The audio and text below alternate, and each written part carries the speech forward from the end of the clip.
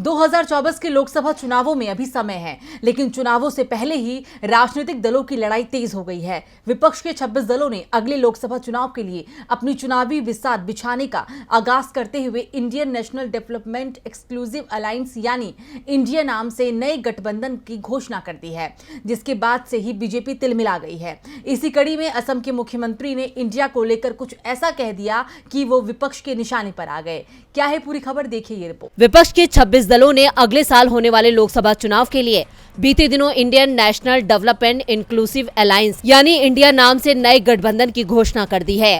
कांग्रेस समेत 26 पार्टियों के इस गठबंधन का मुख्य एजेंडा बीजेपी के गठबंधन एनडीए यानी राष्ट्रीय जनतांत्रिक गठबंधन को टक्कर देना है। लेकिन अब लड़ाई इंडिया और भारत के बीच आ गई है। असम के मुख्यमंत्री हिमंता बिस्वा शर्मा ने इंडिया शब्द को लेकर विवादित बयान देकर सबको चौंका दिया है। दरअसल विपक्षी दलों के गठबंधन का नाम इंडिया रखे जाने के बाद असम के सीएम हिमंता बिस्वा शर्मा ने अपने ट्विटर बायो से इंडिया हटाकर भारत कर लिया। उनका कहना है कि अंग्रेजों ने हमारे देश का नाम इंडिया रखा था। उन्होंने ट्वीट करके लिखा कि हमारा सभ्यतागत संघर्ष इंडिया और भारत के इर्द गिर्द केंद्रित है। अंग्रेजों ने हमारे देश का नाम इंडिया रखा। हमें खुद को औपनिवेशिक विरासतों से मुक्त कराने का प्रयास करना चाहिए। हमारे पूर्वज भारत के लिए लड़े और हम भारत के लिए काम करते रहेंगे। भारत के लिए भाजपा। विपक्षी गठबंधन इंडिया ने जीतेगा भारत को अपनी टैगलाइन बनाया है। इसी टैगलाइन का अलग अलग भाषाओं में ट्रांसलेशन भी किया जाएगा।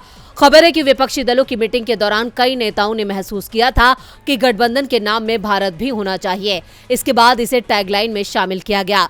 तो वहीं अब भले ही असम के सीएम इस शब्द को लेकर कितना भी ऐतराज क्यों न जता लें, लेकिन इस बात से इनकार नहीं किया जा सकता।